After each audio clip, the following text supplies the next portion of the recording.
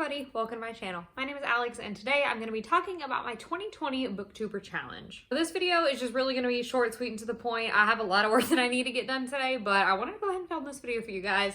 It's really doomy and gloomy outside. It's freezing cold. I still have my Christmas blanket out and I'm not ashamed of it, but I wanted to come on and talk to you guys today about my 2020 Booktuber reading challenge. Now, before we get into the video, if you're new here and you're not already, be sure to go down and hit the subscribe button as well as the bell icon down below so that you never miss out on any of my content. And without further ado, let's get started. So first, I'm going to talk a little bit about what my Booktuber challenge actually is in case you haven't heard me talk about it before, and then I will tell you about the books that I'm going to be reading for the challenge. So I've mentioned this a couple different times on my channel, but essentially I started this thing last year where I took all of the booktubers that I watch and I watched their favorite books of the year video from the year previous. So when I was doing this for the year 2019, I watched everybody's favorite books from 2018 video.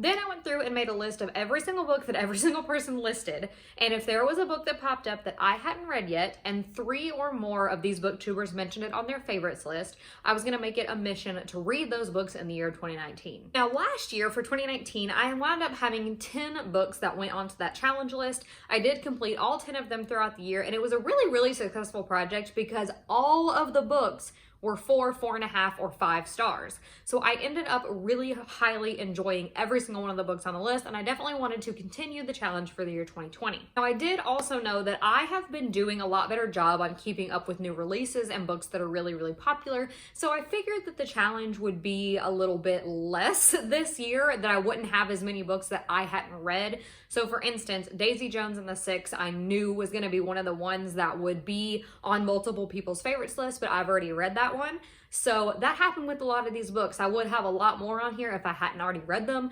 but from where it stands, I believe that I only have 4 that I'm going to be completing, and I'm just taking the entire year to do it. So at some point in 2020, I'm going to be reading these 4 books. So now I will get into telling you guys about the books that met the challenge for the year. So the first book that I'm going to be reading for the challenge is Radio Silence by Alice Oseman. Now this book was mentioned by Haley over at Haley and Bookland, Jenna from Jenna Claire K, and Sarah from Sarah the Dreamer. Now, I do not know a ton about Radio Silence, but I had been hearing some good things from a lot of people. Obviously, it's wound up on people's favorites of the year list, but this one really surprised me because it's backlist. A lot of what I find is that the favorites book of whatever year is typically a new release from that year.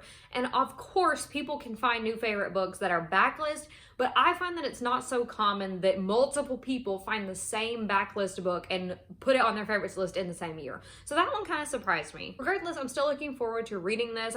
The only thing that I really know about this one is that I've heard a ton of people say that it goes over what you are going to do after high school and the pressure that's put on you to have it all figured out as soon as you graduate, which I love that topic, and I think that it's really important and it needs to be discussed more in YA. So I've been hearing amazing things about this novel and I cannot wait to get started on it. The next one on this list did not surprise me, and that was Ninth House by Leigh Bardugo. Now this one was mentioned by Reagan from Peruse Project, Jenna again from Jenna Claire K, Kaz from Little Book Owl, and Emma from Emma Books. So this one actually had 4 people to put it on their best of list. So again, this is one that I don't know a ton about. All that I know about it for definitively is that it's set at Yale. That's really all I know. I've heard mixed reviews on this one actually. I think it's been a little bit controversial, so I'm interested to see what I think of it. I think I'm gonna pick it up in February, so you guys will hear my thoughts on it relatively soon. Now the next book came as no surprise to me, and I am ashamed that I even have to put it on this list, but that is The Toll by Neil Shusterman, which is the 3rd and final book in the Scythe trilogy.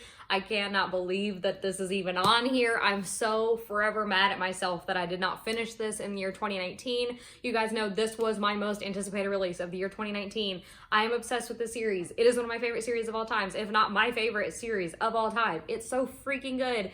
And I own this book, and you guys know I don't buy a lot of books, so it's a big deal when I own a book and I own it and I haven't read it yet. Like, who am I? What are we doing? I didn't say, but that one was put on their list by Reagan from Peruse Project, Christine from Paula Banana's Books, Elliot from Elliot Brooks, and that was it. Obviously, I can't say a ton about the plot of this because it is the final book in a trilogy, but the Scythe series is essentially set in a utopian society where we have conquered death. There's no more car accidents, there's no more war, famine, hunger. There is essentially no more anything that can kill anybody naturally, so the Scythes are made a thing so that there is some population control. And the two main characters at the beginning of our first novel are Citra and Rowan. They are becoming Scythe apprentices, and at the end of the journey, one of them is going to become a full-blown Scythe. There's twists and turns. This is just the best thing that I have ever read, and it's phenomenal. If you haven't read it yet, you should. I need to get to this one so soon, like yesterday. The last one that made the challenge list is The Starless Sea by Erin Morgenstern. This one was mentioned by Jenna from Jenna Claire K,